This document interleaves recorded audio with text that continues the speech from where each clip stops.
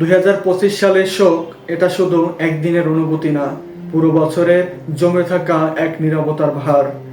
বছর মানে হিসাব, কি পেলাম, কি হারালাম, কি বা অপূর্ণ রয়ে গেল।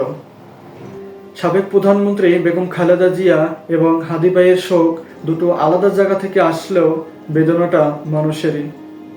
বেগম খালেদা জিয়ার শোক অনেকের চোখে রাজনৈতিক, কিন্তু ভেতরে ভেতরে একজন মায়ের, একজন মানুষের শোক। ক্ষমতা, পদ, ইতিহাস সবকিছু বাইরে গিয়ে দেখলে সেখানে আছে প্রিয়জন হারানোর ক্ষত, দীর্ঘ একাকিত্ব আর সময়ের সাথে লড়াই। এই শোক চুপচাপ, গম্ভীর, কথা কম, কিন্তু খুবই ভারী। দেশ হারিয়েছে ধীর ও নেতৃত্বের এক প্রতীককে, যে কখনো অন্যায়ের সাথে আপোষ করেনি, দেশের সার্বভৌমত্ব রক্ষার্থে আজীবন সংগ্রাম করে গেছেন। অন্যদিকে হাদি ভাইয়ের শোক, যদি তিনি সাধারণ মানুষ হন তাহলে সেটা আমাদের চারপাশে অসংখ্য নীরব শোকের এক প্রতিচ্ছবি।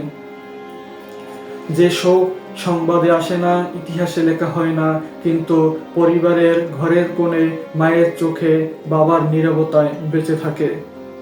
যে হাদি ভাই আমাদের শিখিয়েছে দেশের সার্বভৌমত্ব রক্ষার্থে, দেশের অন্যায়ের প্রতি লড়াই করে কিভাবে জীবন বিলিয়ে দিতে হয়। দুটো শোক একসাথে ভাবলে স্পষ্ট হয় কোনো শোকই বড় নয় কিংবা ছোট নয়। শোক মানেই বেদনা, যন্ত্রণা। শোক মানে কেউ বড় নয়, কেউ ছোট নয়। রাষ্ট্রনেতা হোক কিংবা সাধারণ মানুষ, হারানোর ব্যথা সবার বুকে একই রকম পড়ে। এই শোকগুলো আমাদের স্মরণ করিয়ে দেয় সর্বশেষ আমরা মানুষ, কেউ আমরা চিরস্থায়ী নয়। সবাই সবার মনে স্মৃতি ও মধুময় সময় হয়ে বেঁচে থাকি। নাম, ধাম, ক্ষমতা, পরিচয় এগুলো আমাদের কিছুই মনে থাকে না, থাকে শুধু তার ভালোবাসা।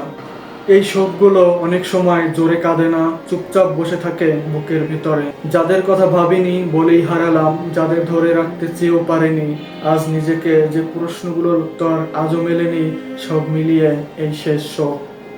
2025 সালটা আমাদের অনেক কিছু শিখিয়েছে, অনেক মানুষ দূরে গেছে, অনেক মানুষের সাথে পরিচয় হয়েছে, কিছু স্বপ্ন ভেঙেছে, কিন্তু ভাঙার শব্দটা আমরা আজও শুনি। তবুও বছরের শেষ শোক মানেই হাল ছেড়ে দেওয়া নয়, হ্যাঁ, স্বীকার করতেই হবে আমরা মানুষ।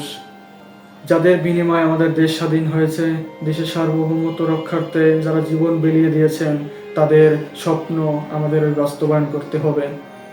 নূতন বছরে সবাইকে শুভেচ্ছা ও অভিনন্দন। সকলের কাছে দোয়া প্রার্থনা, 2025 সালের মতো আমাদের শোক যেন 26 সালে কখনোই না হয়। মহান আল্লাহ তাআলার কাছে এটাই প্রার্থনা, এটাই কামনা। সবাই ভালো থাকবেন, সুস্থ থাকবেন। আল্লাহ হাফেজ।